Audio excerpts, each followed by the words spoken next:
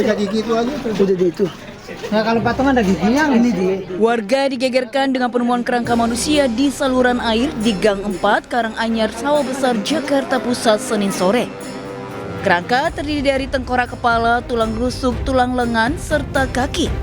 Menurut Ketua RT setempat, kerangka ini pertama kali ditemukan petugas SDA yang sedang melakukan penggalian normalisasi saluran air sedalam sekitar 70 cm.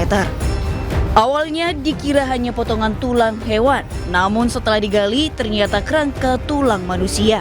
Dugaan kerangka manusia pun diperkuat dengan temuan sebuah batu nisan bertuliskan aksara Cina di dekat kepala kerangka. Kelihatan tulang belulang itu kerangka Manusia. Kerangka manusia.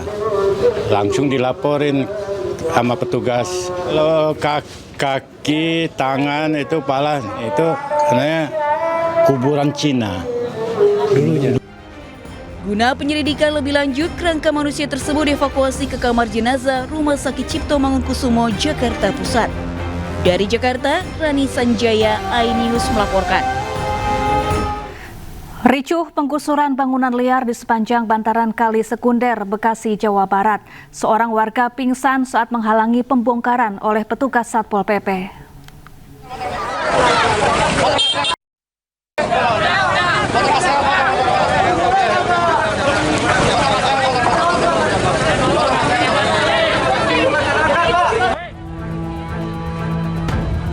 Penggusuran bangunan liar di sepanjang aliran Kali Sekunder, Kampung Kali Ulu, Cikarang Utara, Kabupaten Bekasi, ricuh saat alat berat diturunkan oleh petugas.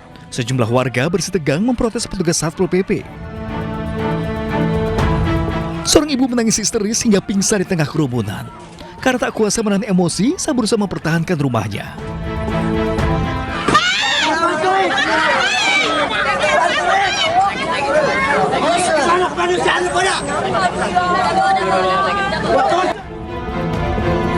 Kericuan terjadi karena warga marah pembongkaran dilakukan tanpa adanya kompensasi. Warga bersikukuh mempertahankan bangunan milik mereka.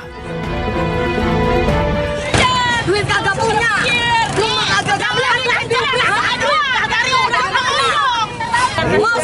Mau saya kita minta keadilan, kerahiman, biar kita punya tempat tinggal. Sedikit pun nggak apa-apa. Bu, ini kan setelah digusur nih, Bu. Ibu nantinya mau tinggal di mana, Bu? Terserah, di mana aja. Yang penting saya dapat kerahiman. Saya nggak punya duit. Saya mau tinggal di mana kalau sekarang saya nggak punya duit, Bapak? Pembongkaran bangunan liar meliputi 3 desa, yaitu Desa Waluya, Desa Karangkaraharja, dan Desa Karangasih, Kecamatan Cikarang Utara. Sedikitnya 400 bangunan liar yang dibongkar paksa oleh petugas dengan alat berat. Melakukan himbauan. Sebelum himbauan kita melakukan pendataan terlebih dahulu, ya, pendataan, kemudian himbauan. Kemudian kita setelah himbauan dan pendataan, kemudian melakukan peringatan 1, 2, 3. Setelah itu pemberitahuan pembongkaran, kemudian kita hari ini laksanakan. Meski warga menolak, petugas tetap melanjutkan pembongkaran dengan alasan lokasi tersebut masuk kawasan larangan dan rawan banjir. Pemerintah Kabupaten Bekasi berencana melakukan normalisasi anak kali Cilemah Abang dan mengembalikan fungsi lahan sebagai ruang terbuka hijau. Dari Kabupaten Bekasi, Jawa Barat, Didi Junaidi, iNews melaporkan. Heboh tersambar petir saat hujan deras. Atap kelas SMA negeri di Tangerang, Banten ambruk hingga membuat panik para siswa.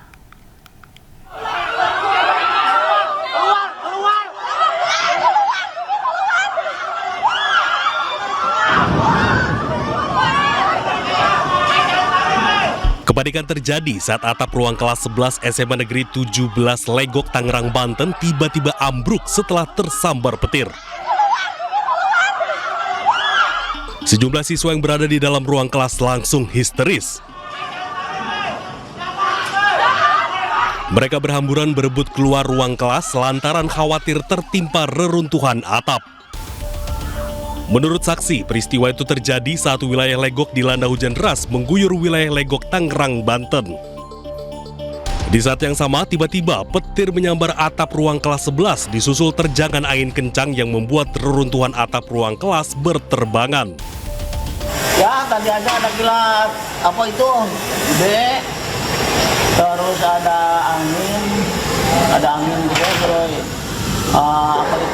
halilintar gelap yang gede itu. Sama petir. Sama petir. Ini langsung goyang. Atas insiden ini, kegiatan belajar dan mengajar untuk kelas 11 terpaksa dipindahkan sementara ke ruang kelas lainnya. Dari Kabupaten Tangerang, Banten, Aimarani, iNews melaporkan. Sementara itu pemirsa, tak ada angin, tak ada hujan. Sebuah pohon berukuran besar di Kota Bekasi pagi tadi tumbang hingga menutupi badan jalan. Akibatnya kemacetan terjadi hingga 5 km. Pohon tumbang. Nggak bisa lewat. Tidak ada angin dan hujan deras. Satu pohon akasia berukuran besar di Jalan Kali Abang Tengah, Bekasi Utara, Kota Bekasi tumbang menutup jalan. Akibatnya mobil yang akan melintas tertahan. Sedangkan sepeda motor harus melintas perlahan di antara reruntuhan dahan yang patah. Warga sekitar mengaku pohon akasia tersebut tumbang tiba-tiba. Beruntung jalan masih dalam kondisi sepi, hingga tidak ada warga maupun kendaraan yang tertimpa batang pohon yang tumbang. Diduga pohon tumbang tersebut disebabkan adanya pembakaran sampah tepat di bagian akar di bawah batang pohon, sehingga batang pohon rapuh dan tumbang. Untuk kronologis kejadiannya memang tidak ada angin. Karena kejadiannya ini akibat ada pembakaran sampah di bawah pohon. Nah, kalau sampah dibakar di bawah pohon, maka akarnya kena. Jadi bawahnya itu keropos. Nah, udah itu roboh. Akibat kejadian ini, akses jalan dari arah Bekasi menuju Jakarta dan sebaliknya macet hingga 5 km, mengingat banyaknya warga yang akan beraktivitas. Dari Bekasi, Jawa Barat, Rahmat Hidayat, iNews melaporkan. Pemirsa, 97 WNI kabur dari perusahaan penipuan online di Kamboja hingga berujung ricuh. Akibatnya 11 WNI terluka, 4 WNI lainnya ditahan polisi setempat.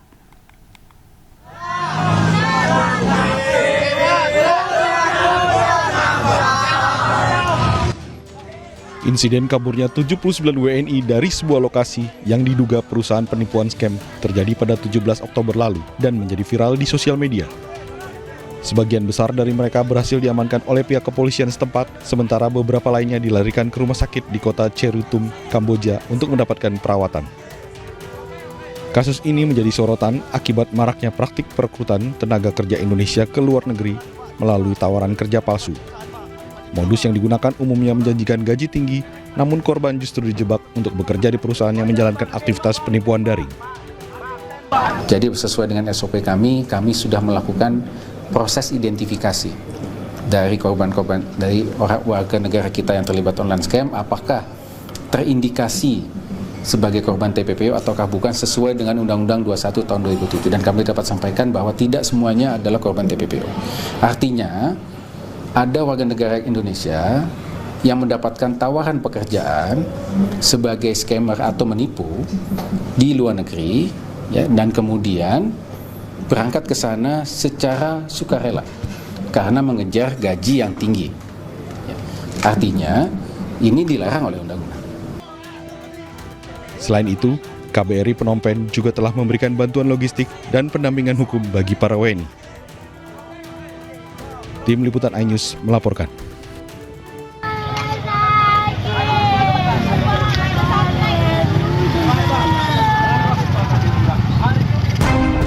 Bocah laki-laki siswa sekolah dasar ini menangis menahan sakit usai terlibat kecelakaan lalu lintas di Jalan Kesehatan Pangkep, Sulawesi Selatan. Ia syok melihat ibunya yang tidak sadarkan diri ditolong oleh warga sekitar. Sang ibu bernama Rizka Hambali, 33 tahun, lalu dievakuasi ke rumah sakit menggunakan becak motor. Namun dalam perjalanan, korban menghembuskan nafas terakhir karena luka parah di wajah dan patah tulang.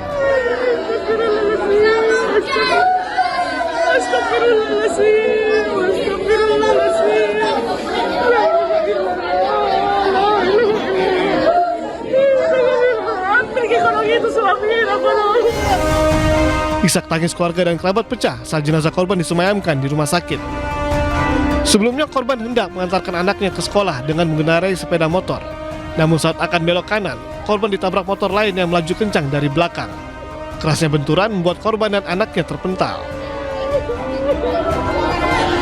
Korban yang meninggal dunia sementara berboncengan dengan dua anaknya dan mau mengantar ke sekolah anaknya di Jalan Kesehatan. Kemudian sebelum sampai di sekolahnya, ditabrak oleh sepeda motor Scoopy yang dikendarai oleh dua pemuda tadi, begitu. Untuk kondisi dua pemuda itu, Pak?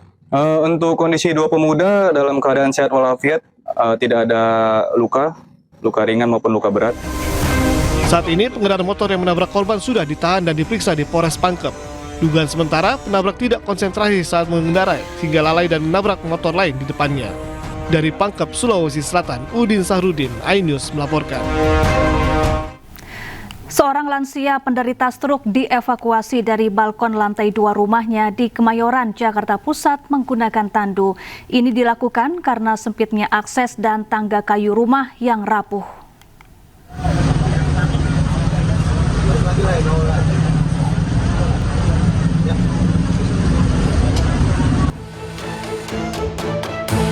Petugas damkar berupaya mengevakuasi seorang kakek yang terserang stroke dari lantai 2 kamar rumahnya di Jalan Utan Panjang, Kemayoran, Jakarta Pusat. Evakuasi dilakukan menggunakan tandu dari balkon rumah. Petugas awalnya kesulitan akibat sempitnya akses dan kondisi tangga kayu yang rapuh dan dikhawatirkan ambruk jika digunakan banyak orang. Pertama kali memang sangat sempit, susah dilalui, itu saja kami harus berhati-hati memasuki lantai 2-nya karena memang semi permanen, sangat rapuh di tangga.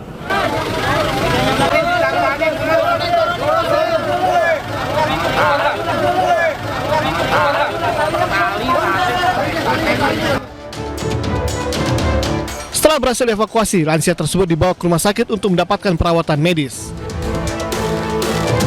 Dari Jakarta, Rani Sanjaya, iNews melaporkan. Pemirsa, dicecar hasil investigasi saat rapat dengar pendapat terkait kasus jenazah lansia dengan gulungan kasa di perut. Kepala Dinas Kesehatan Karawang emosi. Kemarahan Kepala Dinas picu kemarahan pihak keluarga korban hingga berujung ricuh.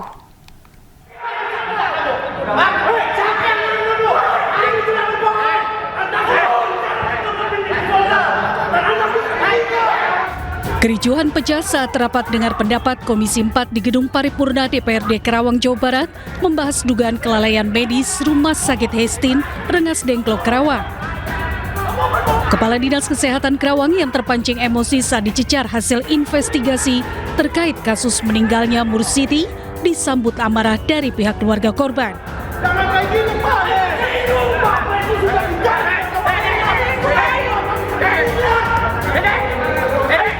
Sejumlah peserta RDP yang hadir berusaha menengahi dan melerai. Namun keributan semakin memanas saat Kepala Dinas meninggalkan tempat duduknya. Terkait insiden ini, Kepala Dinas Kesehatan Karawang meminta maaf. Dirinya menegaskan hasil penelusuran tim medik masih dalam proses dan belum bisa dipublikasikan secara lengkap. Mohon maaf, saya sampai kepancing, sampai karena dalam artian dikejar terus masalahnya. Gitu. Saya sebenarnya lebih senang tadi, lebih baik skors dulu, informal dulu lah dan sebagainya, dan menyiapkan juga untuk sebagai tadi kalau yang diminta hasil investigasi bagaimana, yang paling kita akan sampaikan yang bentuknya resume dulu ya dok ya. Ada mispersepsi ya, miskomunikasi antara pemohon dengan Dinas Kesehatan karena pada hari ini tidak bisa menghadirkan laporan audit investigasi sehingga kami Komisi 4 DPRD Kabupaten Karawang memutuskan untuk dipending. Buka terang-terangan, astagfirullahaladzim. Sebelumnya seorang lansia bernama Mursiti warga Kabupaten Bekasi, Jawa Barat meninggal dunia usai menjalani tindakan operasi bisul pada Sabtu 11 Oktober 2025. Dugaan malpraktek muncul setelah beredar video ditemukannya gulungan kain kasa di belahan perut bagian bawah saat prosesi pemandian jenazah Mursiti. Dari Karawang, Jawa Barat, Rudi Setiawan, iNews melaporkan. Pemirsa, petugas pemadam kebakaran Magelang, Jawa Tengah berhasil selamatkan seorang balita yang terjebak di dalam mobil. Balita tersebut terkunci saat ikut ayahnya memanaskan mesin mobil.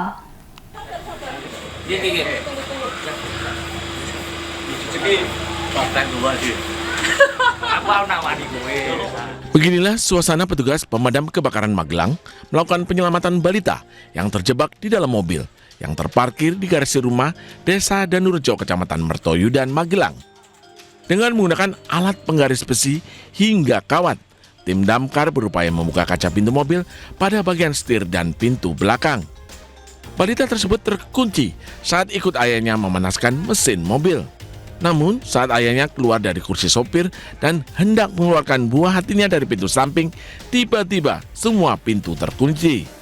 Setelah berupaya membuka pintu mobil namun tak berhasil, ayah korban kemudian menelpon petugas damkar. Setelah 10 menit, balita laki-laki berumur 2 tahun akhirnya berhasil diselamatkan dan langsung mendapatkan pelukan hangat dari kedua orang tuanya.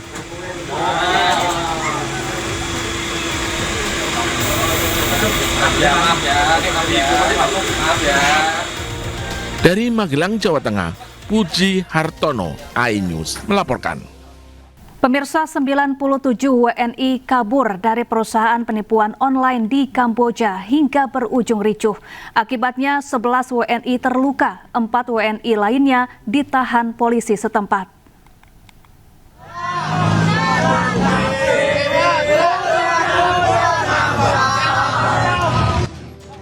Insiden kaburnya 79 WNI dari sebuah lokasi yang diduga perusahaan penipuan scam terjadi pada 17 Oktober lalu dan menjadi viral di sosial media.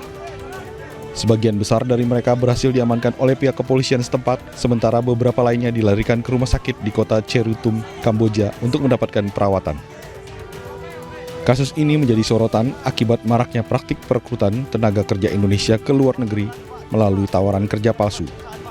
Modus yang digunakan umumnya menjanjikan gaji tinggi, namun korban justru dijebak untuk bekerja di perusahaan yang menjalankan aktivitas penipuan daring. Jadi sesuai dengan SOP kami sudah melakukan proses identifikasi dari korban-korban, dari warga negara kita yang terlibat online scam, apakah terindikasi sebagai korban TPPO ataukah bukan sesuai dengan Undang-Undang 21 tahun 2007. Dan kami dapat sampaikan bahwa tidak semuanya adalah korban TPPO. Artinya, ada warga negara Indonesia yang mendapatkan tawaran pekerjaan sebagai scammer atau menipu di luar negeri, ya, dan kemudian berangkat ke sana secara sukarela karena mengejar gaji yang tinggi. Ya. Artinya ini dilarang oleh undang-undang. Selain itu, KBRI Phnom Penh juga telah memberikan bantuan logistik dan pendampingan hukum bagi para WNI. Tim Liputan iNews melaporkan.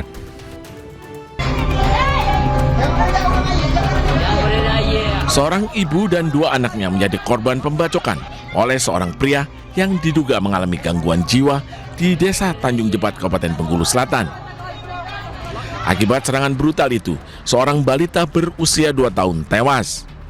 Korban bernama Rizky Wulandari, 39 tahun, bersama 2 anaknya, Nia Nabela 9 tahun dan Al-Fatir 2 tahun.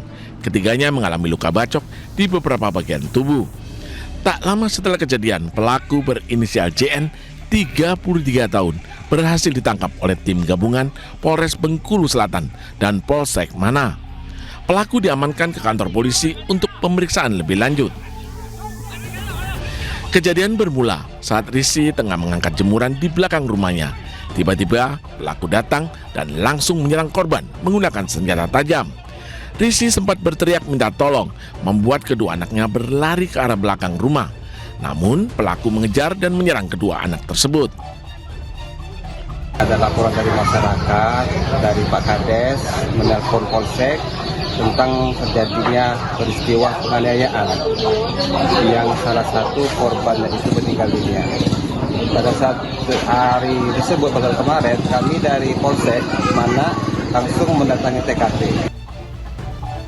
Pihak kepolisian masih mendalami motif pelaku. Dugaan gangguan kejiwaan masih harus dipastikan melalui pemeriksaan lebih lanjut. Kasus ini kini ditangani Satuan Reskrim Polres Bengkulu Selatan untuk proses hukum lebih lanjut.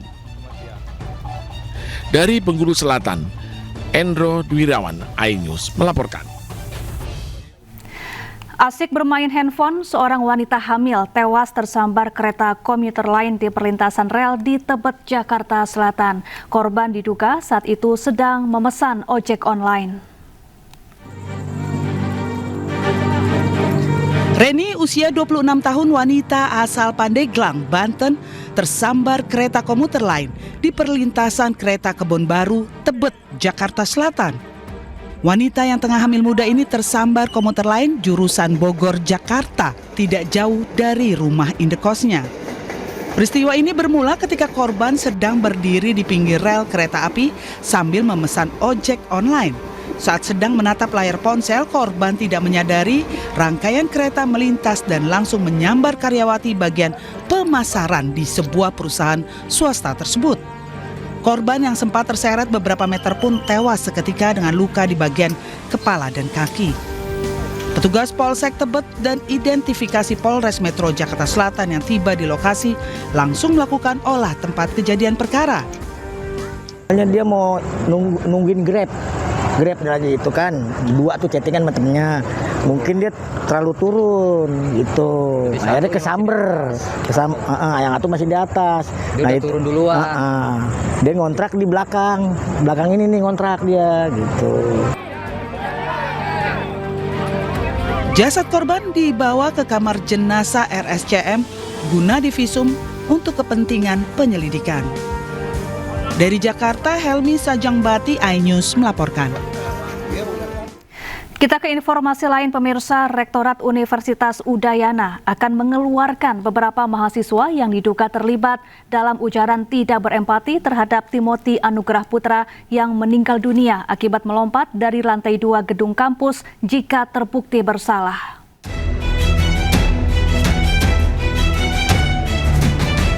Pasca viralnya tangkapan layar chat grup di media sosial yang berisi ujaran tidak berempati yang dilakukan sejumlah mahasiswa Fakultas Ilmu Sosial Politik Universitas Udayana pasca meninggalnya Timothy Anugrah Putra, ditanggapi tegas pihak Rektorat Universitas Udayana. Rektorat Universitas Udayana menyebut mereka dijatuhkan sanksi nilai buruk untuk mata kuliah soft skill dan dikeluarkan secara tidak hormat dari pengurus organisasi kemahasiswaan. Bahkan sanksi tegas berupa dikeluarkan dari universitas akan dilakukan jika terbukti bersalah. Tangkapan layar atau itu adalah asumsi ya. Jadi ada asumsi bahwa setelah meninggal saja dibully, apalagi sebelumnya. Tentu kita tidak bisa mengkonfirmasi ini sebelum ada penyelidikan lebih lanjut, Pak. Fakultas telah memanggil pelaku pemberian ucapan nirempati tersebut dan merekomendasikan untuk memberikan nilai tidak baik bagi kemampuan soft skill. Tapi sekali lagi itu adalah bukan sanksi akhir. Sanksi nanti akan ditetapkan oleh rektor atas rekomendasi Satgas PPKPT. Ketika pelaku tersebut terbukti bahwa benar melakukan tindakan yang dituduhkan, dan juga sejauh mana dampaknya dan sanksi apa yang tepat diberikan sesuai dengan aturan. Sementara terhadap 2 mahasiswa kedokteran yang masih berstatus koas di Rumah Sakit Prof. Ngurah Denpasar yang turut dalam ujaran nirempati tersebut sedang dilakukan komunikasi antara pihak dekan Fakultas Kedokteran dan Rumah Sakit Prof. Ngurah Denpasar untuk langkah yang akan diambil. Dari Denpasar, Bali, Indira Ari, iNews melaporkan. 19 saksi diperiksa polisi terkait dugaan perundungan dalam kematian Timothy, mahasiswa Udayana yang jatuh dari lantai 4 gedung kampus. CCTV di lantai 4 korban terakhir terlihat ternyata tidak rusak dan diharapkan bisa mengungkap misteri kematian Timothy. Bekerja setiap hari membuat hati muruk, namaku Timothy, asalku dari Bandung. Senang berkenalan teman-teman. Misteri kematian mahasiswa Timothy Anugrah Putra, mahasiswa semester 7 Fakultas Ilmu Sosial Politik Universitas Udayana masih terus diselidiki pihak kepolisian. Sebanyak 19 orang saksi telah dimintai keterangan dari pihak kampus, ayah hingga sahabat korban. Terkait dugaan perundungan menjadi penyebab korban bunuh diri masih terus diselidiki. Namun dari keterangan sejumlah saksi termasuk sahabat korban, tidak pernah mengetahui Timothy menjadi korban perundungan. karena korban termasuk anak yang pintar dan disegani kawan sangkatannya. Pembuktian apakah ada mungkin unsur perundungan atau pembulian terhadap korban sehingga mengakibatkan korban bunuh diri, nah itu masih dalam proses penyelidikan dari kami. Terkait bukti CCTV di lantai 4 lokasi korban diduga melompat, dari keterangan pihak polisi, CCTV tersebut tidak berfungsi sejak tahun 2023. Namun pihak kampus Universitas Udayana membantah kamera pengawas di lokasi rusak dan menyatakan CCTV di gedung fisik berfungsi, namun ada lokasi blind spot saat peristiwa terjadi. Dari Denpasar, Indira Ari, iNews melaporkan. Beralih ke informasi lain pemirsa, Lisa Mariana batal hadir di Bareskrim Polri untuk menjalani pemeriksaan sebagai tersangka. Usai batal hadir karena sedang sakit dan meminta penundaan pada pekan depan. Kuasa hukum Lisa Mariana, John Boy Nababan, memastikan pemeriksaan Lisa Mariana baru bisa dilakukan pada pekan depan. Ia beralasan Lisa Mariana saat ini sedang sakit sehingga tidak bisa hadir ke Bareskrim Polri. Untuk menghormati proses hukum, tim kuasa hukum mengajukan surat permohonan penundaan pemeriksaan ke Bareskrim Polri. Surat itu disampaikan tim kuasa hukum ke Bareskrim Polri. Kebetulan hari ini saya mewakili klien saya Lisa Mariana untuk pemanggilan sebagai tersangka yang hari Senin ya, ini hari Senin.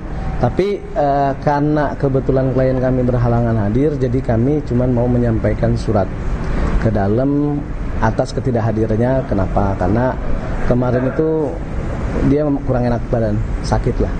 Yang jelas itu, dan kita udah siapin untuk di reschedule kembali di minggu depan. Kalau tidak berhalangan antara tanggal 23. Sebelumnya, Bareskrim Polri menetapkan selebgram Lisa Mariana sebagai tersangka kasus dugaan pencemaran nama baik mantan Gubernur Jawa Barat Ridwan Kamil.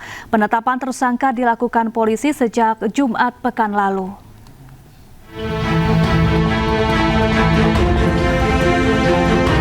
Penyidik Bareskrim Polri melakukan pemanggilan terhadap selebgram Lisa Mariana terkait kasus dugaan pencemaran nama baik mantan Gubernur Jawa Barat Ridwan Kamil. Lisa dipanggil dalam kapasitasnya sebagai tersangka.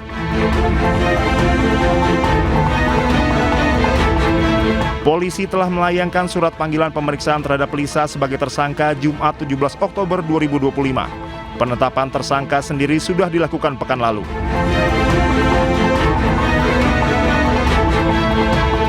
Penetapan tersangka terhadap Lisa Mariana ini dilakukan pasca serangkaian penyidikan yang dilakukan polisi dalam kasus dugaan pencemaran nama baik dan atau fitnah terhadap Ridwan Kamil.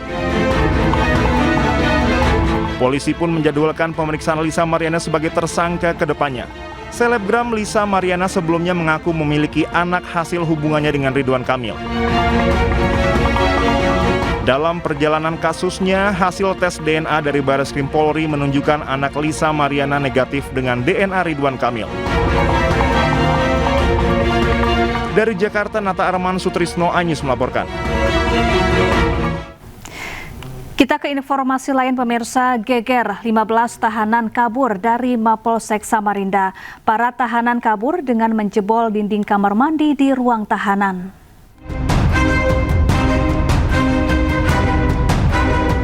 Inilah para tahanan yang dibekuk polisi usai kabur dari sel tahanan Polsek Samarinda Kota. Para pelaku ini langsung dibawa ke rumah tahanan Polresta Samarinda untuk diamankan. Dari 15 tahanan yang kabur, 10 orang sudah berhasil kembali diamankan. Para tahanan tersebut telah merencanakan kabur dengan cara menjebol dinding sel tahanan dengan menggunakan pipa jemuran dan paku.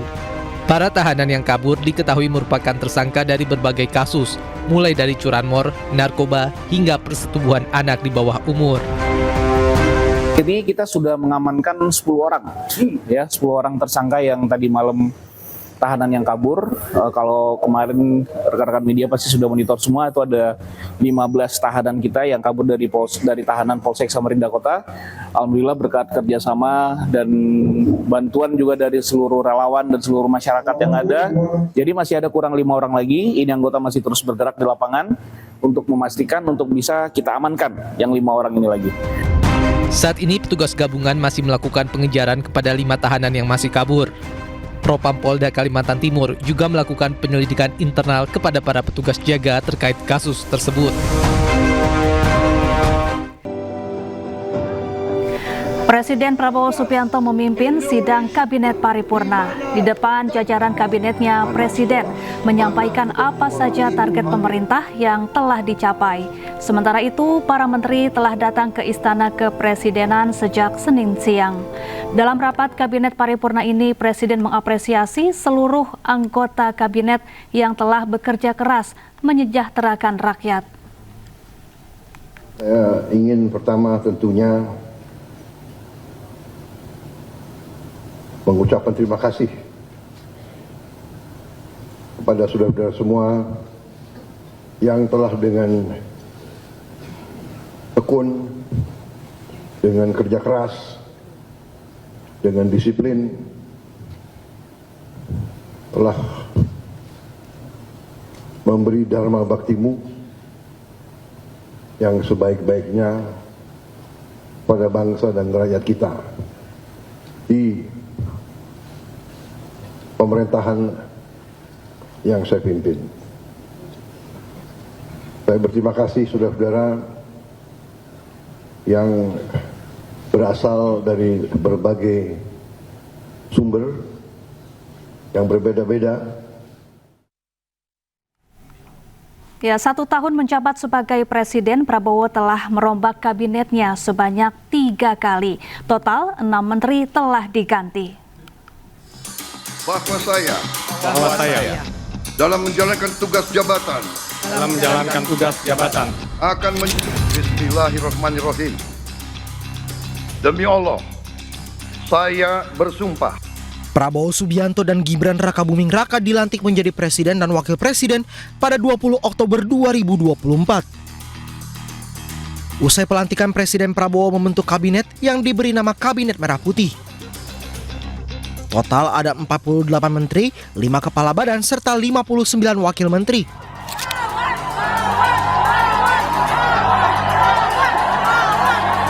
Empat bulan menjabat, Presiden Prabowo Subianto merombak atau reshuffle kabinetnya untuk pertama kali pada 19 Februari 2025. Saat itu Satrio Brojonegoro yang menjabat sebagai Menteri Pendidikan Tinggi, Sains dan Teknologi diganti. Satrio sebelumnya viral di media sosial lantaran rekaman suara yang diduga dirinya memarahi pegawai di rumah dinas karena masalah air. Ia pun dianggap semena-mena mencopot jabatan sejumlah orang di kementeriannya. Prabowo menunjuk Brian Yuliarto menggantikan Satrio sebagai Mendikbudristek. 7 bulan kemudian, tepatnya pada 8 September 2025, Presiden Prabowo kembali merombak kabinetnya. Kali ini terdapat 5 menteri yang terkena reshuffle, salah satunya adalah Menteri Keuangan Sri Mulyani.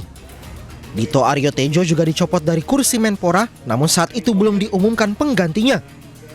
Prabowo melantik Purbaya Yudisadewa menggantikan Sri Mulyani, Mukhtarudin menggantikan Abdul Qadir Karding, serta Ferry Juliantono menggantikan Budi Aris Setiadi. Prabowo juga membentuk 1 kementerian baru, yakni Kementerian Haji dan Umroh yang dijabat oleh Muhammad Irfan Yusuf sebagai menteri dan Dhanil Anzar Simanjuntak sebagai wakil menteri Haji dan Umroh. 9 hari pasca reshuffle jilid 2, pada 17 September 2025, Prabowo kembali merombak kabinetnya. Dalam reshuffle jilid 3, Presiden Prabowo melantik 2 menteri dan 3 wakil menteri. Jamari Caniago dilantik sebagai Menteri Koordinator Bidang Politik dan Keamanan menggantikan Budi Gunawan, sementara Erick Thohir sebagai Menteri Pemuda dan Olahraga.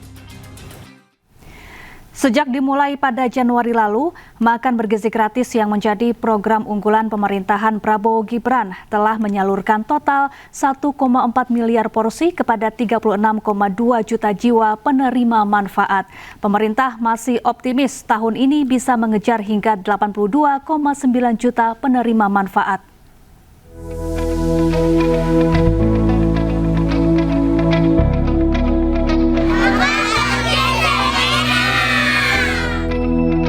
Makan bergizi gratis, MBG, menjadi salah satu program unggulan pemerintahan Prabowo Subianto Gibran Rakabuming Raka. Program ini sebelumnya terus digaungkan Presiden Prabowo Subianto sejak kampanye Pilpres tahun 2024 lalu. Presiden Prabowo menyebut program MBG bertujuan untuk meningkatkan kualitas hidup masyarakat melalui akses gizi yang lebih baik. Sejak berjalan secara bertahap pada 6 Januari 2025, MBG telah menyalurkan total 1,4 miliar porsi kepada 36,2 juta jiwa penerima manfaat. Sementara jumlah satuan pelayanan pemenuhan gizi atau SPPG untuk program MBG terus bertambah.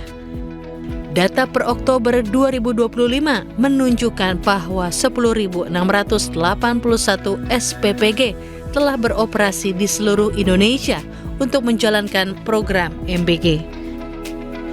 Badan Gizi Nasional optimis program makan bergizi gratis bisa terrealisasi sesuai target pada tahun 2025. BGN kini fokus mengejar hingga 82,9 juta penerima manfaat.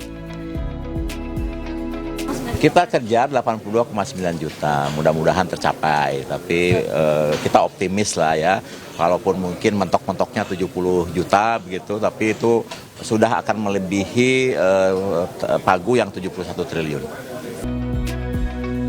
Badan Gizi Nasional juga terus mengevaluasi dan membenahi sejumlah kekurangan dan kendala dalam program makan bergizi gratis.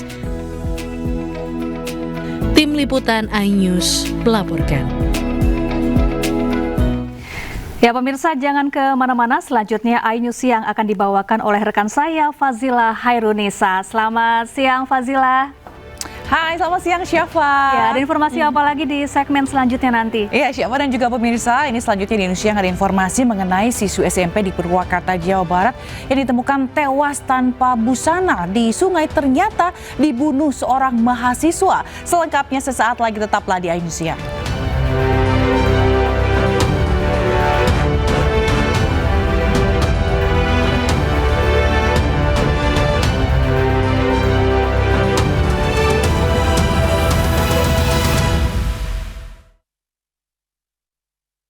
Pas aku coba le mineral, seger banget.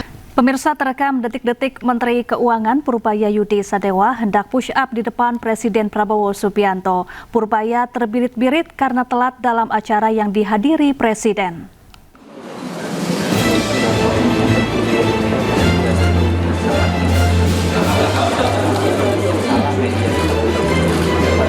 Ada kejadian menarik saat penyerahan barang bukti korupsi di Gedung Kejaksaan Agung Jakarta Senin pagi. Terekam detik-detik Menteri Keuangan Purbaya Yudi Sadewa terlambat saat menghadiri penyerahan barang bukti korupsi 13 triliun rupiah dari Kejaksaan Agung ke Kementerian Keuangan. Awalnya Presiden Prabowo Subianto sudah tiba terlebih dahulu bersama dengan Jaksa Agung ST Burhanuddin. Prabowo berbincang dengan Jaksa Agung di hadapan setumpuk uang yang merupakan hasil pengungkapan kasus korupsi.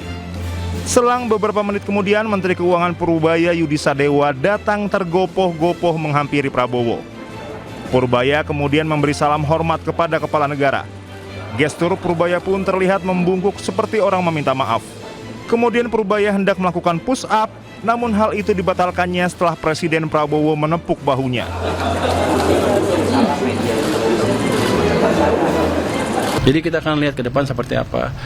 Itu mungkin di atas itu kita akan pertimbangkan kalau pertumbuhan kita udah stabil di atas 6%. Mungkin juga kalau udah tumbuh di atas 6 saya nggak perlu lagi itu. Karena pajaknya kan naik kenceng. Jadi kita lihat dulu seperti apa perkembangannya ke depan. Pak, tadi thank you. Saran itu maksudnya apa sih? Oke, aku di kisaran yang terlambat tadi hampir disuruh push up gua tuh. Push up kamu. Waduh, gua udah mau gini. Ini terlambat lagi ya. Bapak kemarin kan Bapak kan bilang mau melakukan penangkapan besar-besaran Pak, itu sama oknum bea cukai dan pajak Pak. Nanti hari Jumat kita update hari Jumat ya. Purbaya pun kemudian mengikuti kegiatan penyerahan uang pengganti kerugian negara senilai lebih dari 13,2 triliun rupiah.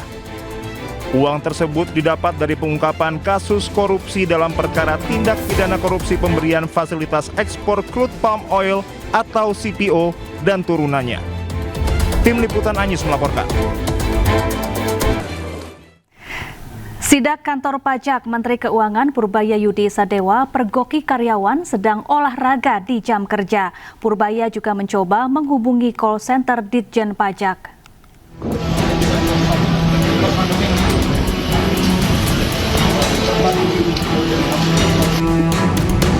Menteri Keuangan Purbaya Yudi Sadewa melakukan inspeksi mendadak ke kantor Direktorat Jenderal Pajak Kementerian Keuangan Jumat pagi. Kedatangannya tanpa banyak pengawalan mengejutkan para pegawai. Situasi menjadi kikuk saat Purbaya berhenti di salah satu ruangan dan menyaksikan sejumlah pegawai perempuan sedang berolahraga pound feet. Selanjutnya, Purbaya juga menelepon call center di Jen Pajak. Ini dengan Bapak siapa saya bicara? Bapak Purbaya, Mbak. Bapak Purbaya ada yang bisa bantu. Belakangan, Purbaya memang kerap mengecek langsung kegiatan para pegawainya. Ia bahkan mengancam akan memecat pegawai yang ketahuan nongkrong di jam kerja. Pemirsa, Kejaksaan Agung serahkan uang sitaan korupsi CPO 13 triliun rupiah. Presiden Prabowo yang hadir mengatakan uang tersebut bisa membantu renovasi sekolah hingga perbaikan kampung nelayan.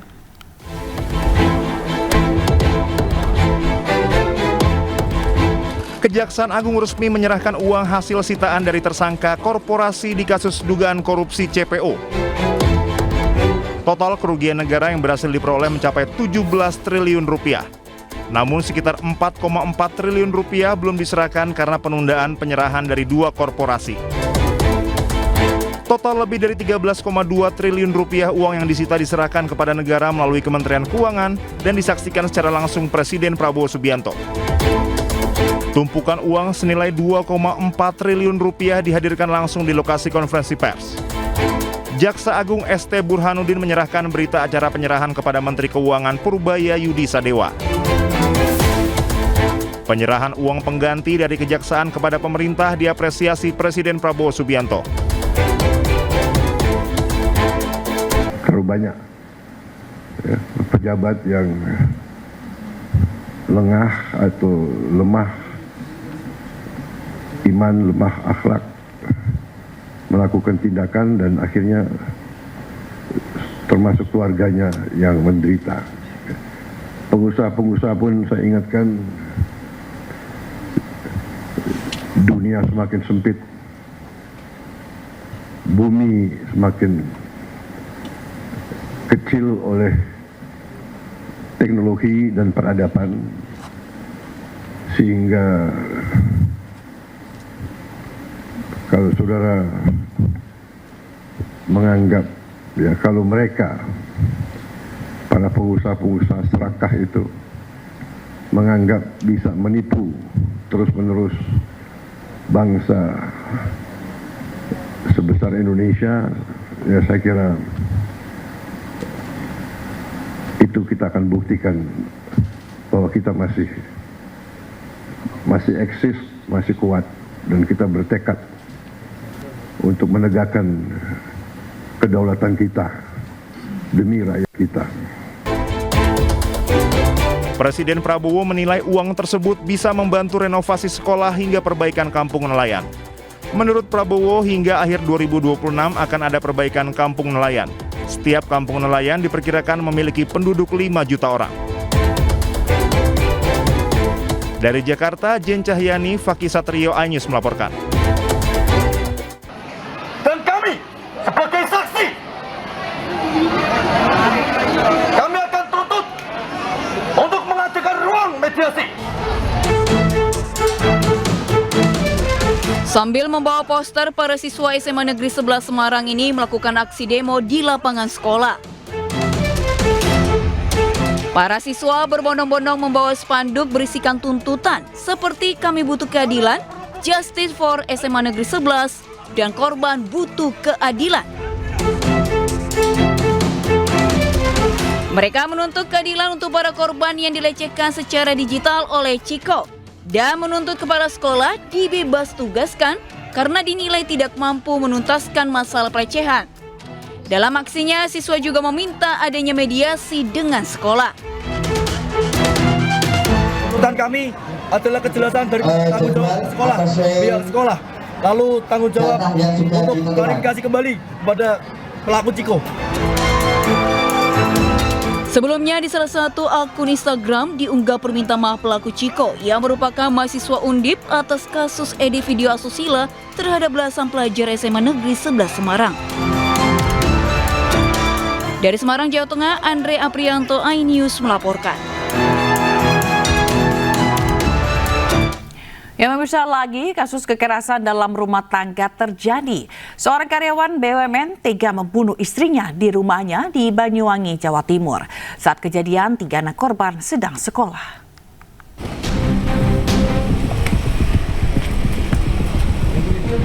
Usai membunuh istrinya, pelaku berinisial G yang bekerja di salah satu BUMN di Banyuwangi ditangkap polisi di rumahnya di Jalan Serayu, Kelurahan Pandarejo, Kabupaten Banyuwangi, Jawa Timur. Polisi datang ke lokasi setelah pelaku menghubungi seorang anggota polisi dan mengaku telah membunuh istrinya. Selain mengamankan pelaku, polisi juga menyita pisau dapur yang digunakan pelaku. Saat kejadian, pelaku hanya berdua dengan korban lantaran ketiga anaknya sedang sekolah. Polisi masih menyelidiki motif pelaku.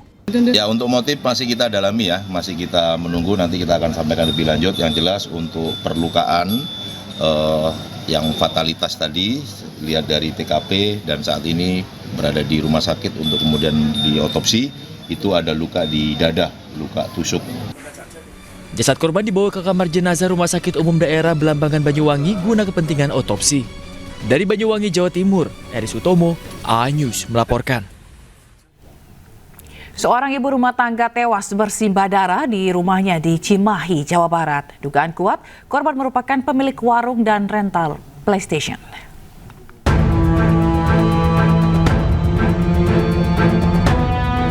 Tati Muriati, perempuan berusia 55 tahun, ditemukan bersimbah darah di dalam rumah oleh salah satu keluarganya di Gang Anggrek, Kelurahan Utama, Kota Cimahi, Jawa Barat. Tim Inafis dan penyidik Satreskrim Polres Cimahi langsung menggelar olah TKP dan memeriksa sejumlah saksi. Hasil penyelidikan sementara, polisi menduga perempuan pemilik warung dan rental PlayStation ini menjadi korban pembunuhan karena ada luka di bagian kepala. Ada orang di dalam kayak orang pakai hoodie putih, kayak orang pakai hoodie putih di dalam. Oh, ngelewat lari. Cuma ngelewat lari. Lewat mana? Ke atas atau dari ini? Dari pintu samping. Tapi nggak ngeh siapa di dalam. Terus saya langsung lari ke atas ke anaknya. Sampai saat ini kami belum bisa menyimpulkan apakah ada dugaan peristiwa pidana sehingga menyebabkan jenazah itu meninggal dunia. Namun yang jelas yang kami bisa lihat terdapat luka yang berada di bagian kepala. Saat ini jasad korban diotopsi di Rumah Sakit Sartika Asi Bayangkara, Polri, Kota Bandung. Dari Cimahi, Jawa Barat, Yuwono, iNews melaporkan. Usai bermain futsal, seorang remaja di Kota Bekasi, Jawa Barat ditusuk oleh orang tak dikenal. Pelaku yang kabur masih diburu polisi.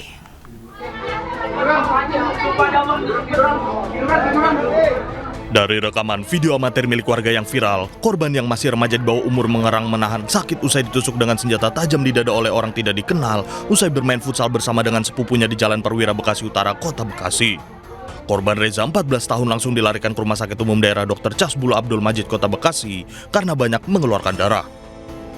Kejadian berawal pelaku yang datang seorang diri, tiba-tiba mendekati korban dan menusuk benda tajam ke dada usai korban bermain futsal. Selanjutnya pelaku melarikan diri. Selesai melaksanakan futsal, terus tiba-tiba ada pelaku yang tidak jauh dari situ, kemudian teriak-teriak, gua tusuk lo, kayak seperti itu. Dan kemudian karena memang kejadiannya cepat, yang bersangkutan tidak bisa menghindar, kemudian terjadilah itu. Nah, antara korban dengan pelaku memang menurut keterangan dari beberapa saksi yang kita mintain keterangan tidak saling kenal. Pasca kejadian, petugas Polsek Bekasi Utara bersama dengan tim identifikasi Polres Metro Bekasi Kota langsung melakukan olah tempat kejadian perkara, memintai keterangan korban dan sejumlah saksi, serta mengamankan sejumlah barang bukti di lokasi. Pelaku yang sudah diketahui identitasnya kini dalam pengejaran petugas gabungan dari Polsek Bekasi Utara dan Polres Metro Bekasi Kota. Dari Bekasi, Jawa Barat, Rahmat Hidayat, iNews melaporkan. Bocah perempuan 5 tahun didapati warga dengan kondisi kaki terikat rantai besi di rumahnya di Mesuji, Lampung. Kedua orang tuanya berdalih terpaksa melakukan hal itu karena ingin mengantar anak keduanya ke rumah sakit. Dari jam 3 malam, nggak makan nggak minum. Waduh, nggak makan nggak minum. Enggak, emang dari tadi ngomong. Warga pemukiman kelompok Karya Tani, Kecamatan Mesuji Timur Mesuji, berupaya membebaskan seorang bocah perempuan yang kakinya terikat rantai besi di rumahnya. Bocah berusia 5 tahun ini dirantai kedua orang tuanya sendiri. Dari hasil pemeriksaan sementara polisi, bocah perempuan merupakan berkebutuhan khusus. Kedua orang tuanya sengaja merantai kaki anaknya di rumah karena ingin mengantar anak kedua mereka untuk pergi berobat ke salah satu rumah sakit di Kabupaten Lampung Tengah. Saat ini kedua orang tua korban masih berstatus sebagai saksi. Ayah korban masih diamankan di Polres Mesuji, sedangkan ibu korban dipulangkan lantaran pertimbangan kondisi anak kedua yang berkebutuhan khusus.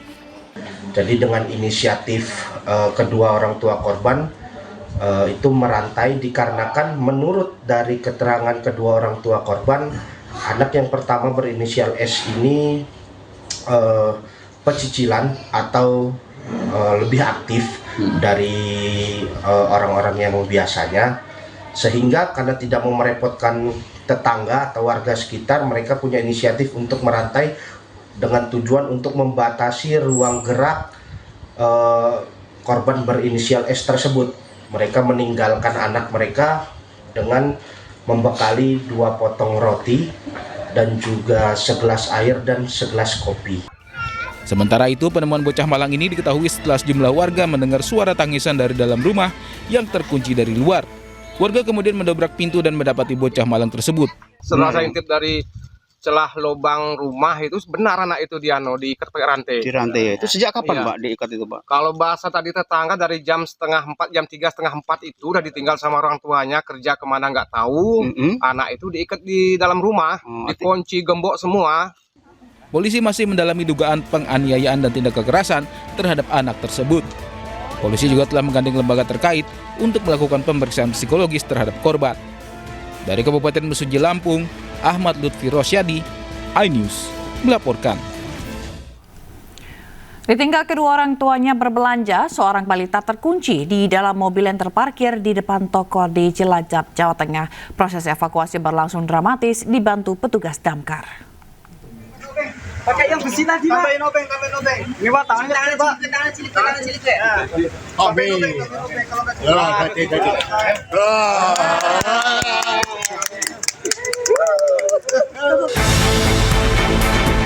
Warga di Jalan Kalimantan, Cilacap, Jawa Tengah dikejutkan dengan peristiwa balita yang terkunci dalam mobil tepat di depan sebuah toko. Bocah berusia 2 tahun ini terkunci saat ditinggal kedua orang tuanya berbelanja. Peristiwa ini pun membuat orang tua dan warga panik. Petugas damkar langsung berupaya membuka kunci pintu mobil tanpa memecahkan kaca mobil, menjaga kondisi bocah tetap tenang. Setelah lebih dari 30 menit, evakuasi bocah pun berhasil dilakukan. Damkar itu mendapatkan laporan dari saudara Rian bahwa anaknya itu terkunci di dalam mobil. Kemudian dari petugas damkar ke TKP dalam waktu 10 menit. Dalam waktu 10 menit bisa teratasi, bisa dibuka pintunya sehingga anak tersebut bisa kita selamatkan, karena dari orang tua saudara Rian juga takut kalau anaknya terjadi apa-apa di dalam mobil. Usai evakuasi, kedua orang tua membawa anak balitanya kembali ke rumah. Sementara petugas mengimbau masyarakat berhati-hati saat meninggalkan anak di dalam mobil dalam kondisi sendirian.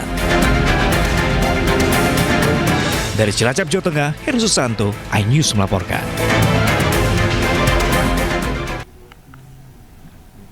Ya pemirsa, lebih dari 20 tahun mangkrak, akhirnya tiang monorail di Jalan HR Rasuna Said Kuningan, Jakarta akan dibongkar. 20 tahun sudah tiang monorail berdiri di sepanjang Jalan HR Rasuna Said Kuningan. Sejak diresmikan tahun 2004, tiang monorail mangkrak hingga saat ini. Keberadaan tiang monorail dinilai mengganggu estetika, membuat Gubernur Jakarta Pramono Anung gerah. Pramono pun tegaskan akan membongkar tiang monorail.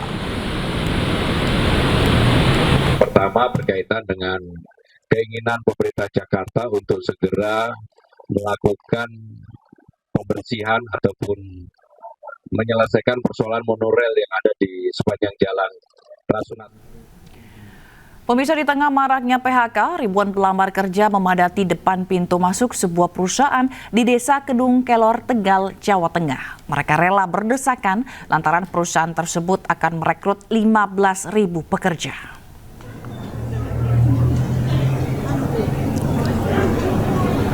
Aksi saling dorong dan berdesakan terjadi di depan pintu masuk perusahaan di Jalan Pantura, Tegal, Pemalang, Desa Kedung Kelor, Tegal. Ribuan pencari kerja ini rela berpanas-panasan demi mendapatkan kesempatan kerja. Sebelumnya, mereka mendapat kabar jika perusahaan yang memproduksi sepatu membuka lowongan bagi 15.000 tenaga kerja baru.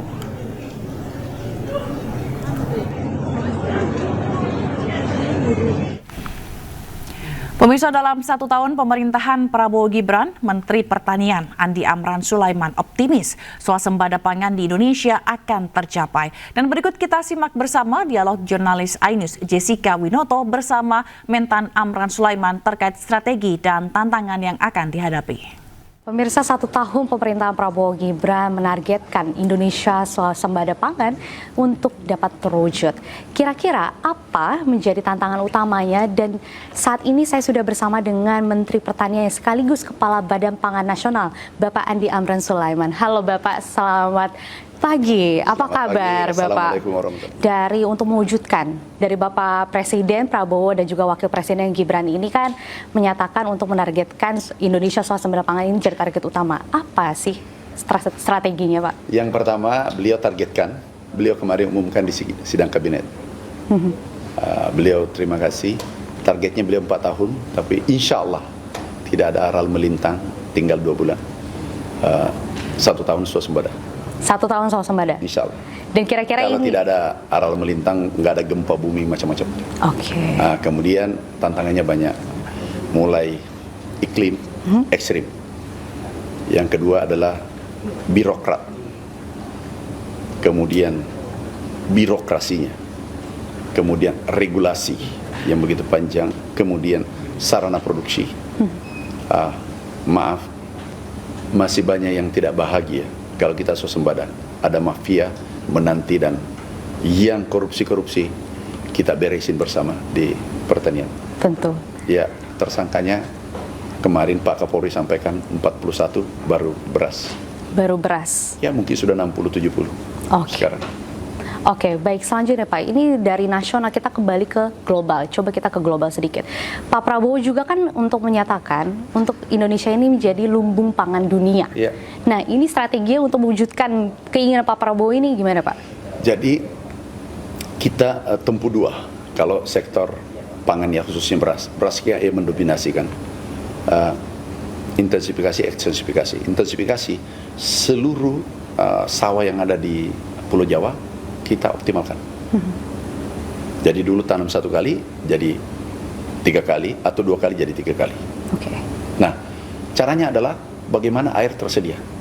Air tersedia, pompadisasi, irigasi, sumur dangkal, semua cara kita gunakan. Yang terpenting kita mau pasti bisa. Itu sudah selesai. Berikutnya ekstensifikasi. Kita membangun klaster, rencana 3 juta. Ya mungkin tahun ini karena akhir-akhir kan, itu mungkin 225.000 hektar, ada OPLA 800 kurang lebih 1 juta. Yang dikatakan OPLA, optimalisasi lahan, adalah dulunya rawa tanam 1 kali 1 tahun, bisa jadi 3 kali. Yang rawa, kemudian produksinya 3 ton, bisa jadi 7 ton. Petaninya sejahtera, dan itu dibuktikan dengan BPS. Kesejahteraan petani meningkat. Nah, kemudian klaster ini yang baru dengan OPLA, daerah rawa ini, tapi rawa mineral ya. Ini kita transformasi pertanian tradisional menjadi modern. Klaster baru ini sejajar dengan Amerika, Cina, dengan negara-negara maju lainnya. Berhasil. Kita sejajarkan kalau perlu di atasnya. Semua menggunakan teknologi tinggi. Sehingga anak muda, generasi milenial, generasi Z mau turun. Alhamdulillah hasilnya, produksi sekarang meningkat, kesejahteraan meningkat, kontribusi NTP tertinggi adalah pertanian, kita nikmati sekarang. Tanpa impor, secepat-cepatnya. Kasus penyakit influenza tipe A kini kian meluas, terutama di Jakarta. Kementerian Kesehatan menyebut ada potensi lonjakan kasus influenza tipe A, khususnya subtipe H3N2 yang kini mendominasi di kawasan Asia Tenggara. Sejumlah rumah sakit pun penuh dengan banyaknya pasien bergejala serupa. Sebagian di antaranya bahkan harus dirawat inap.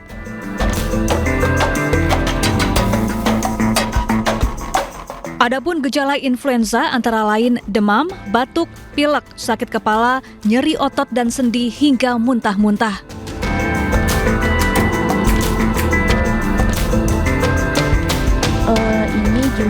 Untuk mencegah penularan, Wakil Menteri Kesehatan Benjamin Paulus mengimbau masyarakat meningkatkan protokol kesehatan, salah satunya dengan memakai masker. Di Jepang, lalu flu itu munculnya di pergantian musim kayak sekarang, September, Oktober pasti banyak orang flu nih. Nanti Maret, April banyak lagi orang flu. Nanti Desember agak reda ini. Begitulah. Jadi flu seperti itu. Jadi bagaimana penanganannya? Ya pada saat musim flu, ya seperti di Jepang lah. Sudah ngerti dong, kalau musim lagi jelek kita ya pakai masker dong. Itu satu-satunya pengaman kita pakai masker. Jadi ingat, flu itu selalu menyerang sama orang yang rentan, yang daya tahan tubuhnya rendah. Jadi setiap orang sakit, itu terjadi karena dia kalah perang. Sementara itu, Ketua DPR Puan Maharani meminta lonjakan kasus influenza segera ditangani serius agar tidak membebani fasilitas kesehatan dan mengancam keselamatan masyarakat luas.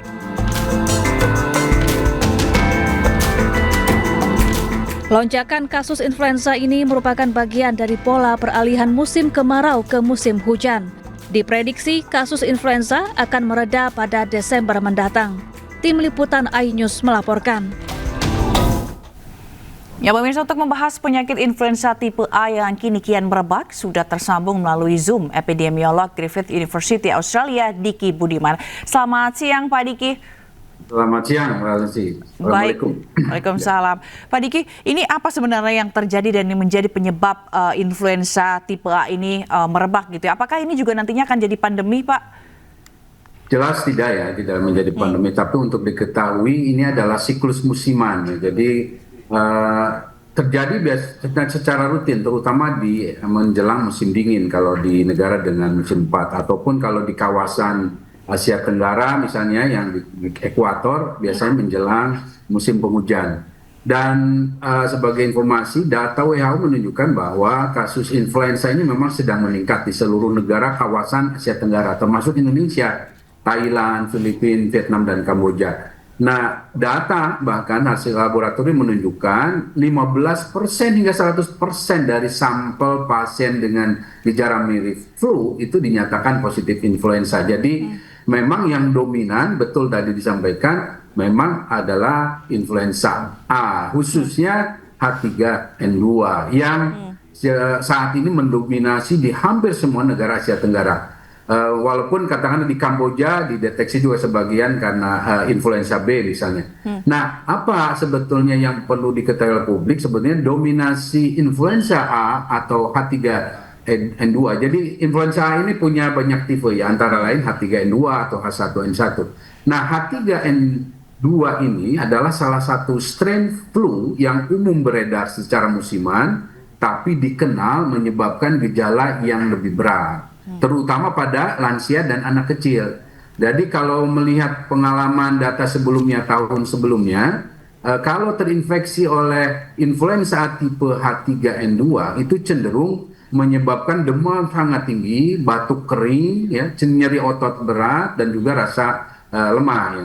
Nah ini khusus H3N2 ini memang lebih sering memicu komplikasi paru, dalam hal ini pneumonia pada orang tua, penderita asma ataupun penyakit kronis.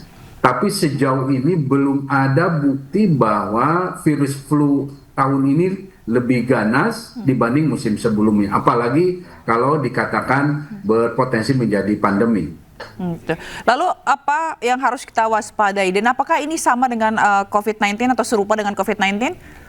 Nah, ini berbeda. Jadi dalam durasi yang dalam periode yang sama, memang COVID-19 pun masih bersirkulasi karena influenza A ataupun COVID-19 dalam hal ini disebabkan oleh SARS-CoV-2 itu sama-sama dalam status endemik. Jadi yang memang akan terus ada dalam pola musiman menginfeksi masyarakat. Tapi saat ini data laboratorium yang dilaporkan oleh WHO menunjukkan bahwa COVID-19 yang beredar ini masih turunan Omicron, yaitu NB18 ataupun B11529 dan KP. Semua ini bukanlah varian baru yang berbahaya dan jumlah sirkulasi yang bersirkulasinya jauh lebih sedikit dibandingkan influenza A atau tipe H3N2 tadi. Nah, meskipun di samping dua ini, yaitu influenza A maupun SARS-CoV-2, ada juga yang disebut dengan RSV atau Respiratory Syncytial Virus dan virus pernapasan lain yang juga relatif lebih tinggi saat ini bersamaan. Artinya, pada beberapa kasus atau wilayah tidak serta-merta pasti penyebabnya influenza A atau H3N2. Bisa saja karena tadi ada COVID-nya, ada RSV ataupun ada infeksi bakteri misalnya. Ini yang menyebabkan kenapa Mbak Lizzie dan juga penyimak bahwa situasinya dikeluhkan oleh sebagian masyarakat kok sakitnya lebih lama ya. Ini karena bisa jadi yang menginfeksinya tidak satu. Gitu. Di samping juga adanya imunitas yang berpengaruh ataupun juga misalnya polusi yang juga memperberat. Baik, lalu apa yang harus kita waspadai terkait dengan influenza tipe A ini dan juga potensi virus-virus lainnya, Pak Diki? Ya, saya himbau pada publik ya bahwa pertama vaksinasi influenza ini untuk apa? Mewaspadai situasi yang mengarah pada komplikasi ataupun perburukan.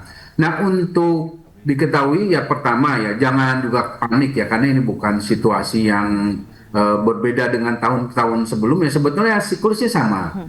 Hanya yang menjadi perhatian dan keluhan banyak pihak saat ini adalah durasi keluhan yang lebih lama dari biasanya. Mungkin 3-4 hari tadinya sudah sembuh, sekarang kok bisa 1-2 minggu batuknya masih ada. Nah, ini yang perlu diketahui dan ini memang menjadi catatan saat ini, bisa jadi karena polusinya, bisa jadi juga masalah imunitas.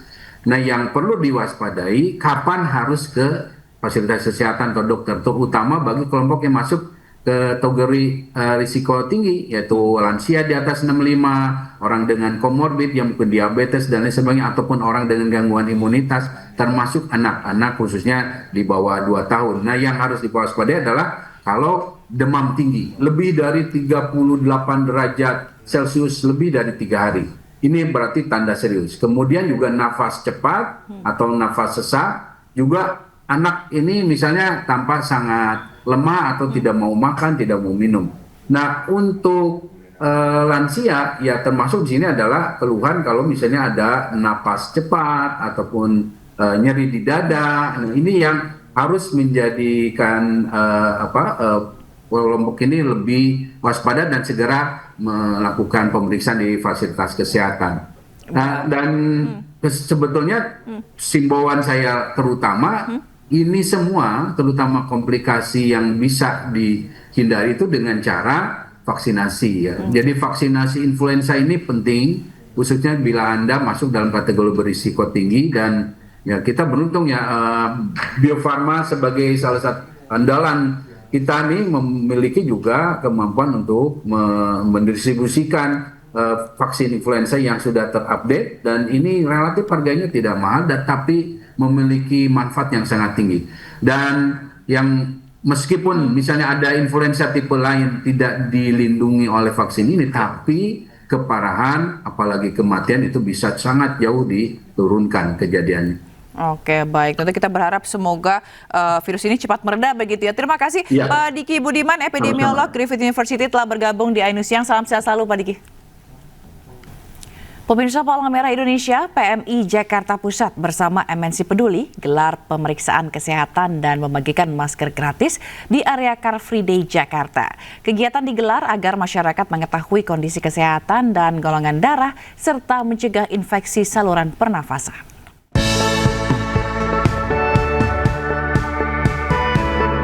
Ratusan warga yang sedang berolahraga sangat antusias mengikuti program pemeriksaan kesehatan gratis dari PMI Jakarta Pusat bersama MNC Peduli yang berlangsung di 3 titik di area Car Free Day Jakarta. Sejumlah pemeriksaan medis mulai dari tensi dan pengecekan golongan darah dijalani warga untuk mengetahui kondisi kesehatan tubuh dan golongan darah mereka agar bisa cepat tertolong saat kondisi darurat. Saya bisa tahu golongan darah saya apa dan saya nanti kalau misalkan itu bisa mendonorkan golongan darah saya kepada orang yang membutuhkan. Tujuan kegiatan saat ini, kegiatan pengecekan golongan darah ini dikarenakan seperti yang kita ketahui karena masih banyak, yang pertama karena masih banyak warga masyarakat yang belum mengetahui golongan darahnya sendiri. Itu bisa dilihat dari ID yang mereka punya itu masih kosong. Selain menggelar kegiatan pemeriksaan kesehatan gratis, MNC Peduli juga membagikan masker gratis kepada warga untuk mengantisipasi meningkatnya kasus infeksi saluran pernapasan atas atau ISPA yang sedang marak di Jakarta. Ya, ini membantu sekali supaya melindungi pernapasan juga kan dari debu-debu, ya, sama supaya melindungi dari virus juga. Melalui berbagai programnya, MNC Peduli bersama PMI Jakarta Pusat akan terus menebarkan kebaikan dan manfaat bagi masyarakat yang membutuhkan. Dari Jakarta, Abdul Aziz, Jaka Samsa, iNews melaporkan.